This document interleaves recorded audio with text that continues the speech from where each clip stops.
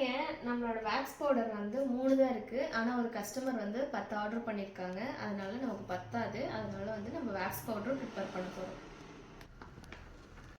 இது வந்து என்னன்னு சொல்லி பார்த்தீங்கன்னா, நம்ம ஸ்கின்ல இருக்க ஹேர் எல்லாம் ரிமூவ் பண்ணுறதுக்காக யூஸ் பண்ணுற ஒரு பவுடர் தாங்க. இதை வந்து நம்ம எல்லாம் மிக்ஸ் பண்ணிட்டு பேக் மாதிரி போடணும். ரோஸ் வாட்டர் இல்லை வாட்டரில் வந்து பேக் மாதிரி போட்டு அப்படியே ஒரு காட்டன் துணி வச்சு வைப் பண்ணிங்கன்னா எல்லா ஹேரும் ரிமூவ் ஆகிடும்.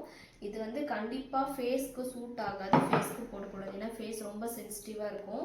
ஸோ அதனால் ஃபேஸ்க்கு செட் ஆகாது. இது மாதிரி நீங்கள் கைக்கு அப்படிலாம் யூஸ் பண்ணிக்கலாம்.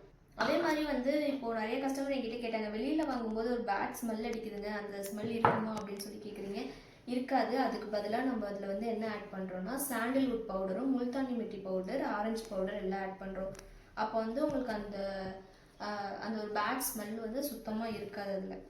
இது இல்லாமல் நம்ம அதில் ஃப்ரேக்ரன்ஸ் கூட ஆட் பண்ணுறோம்.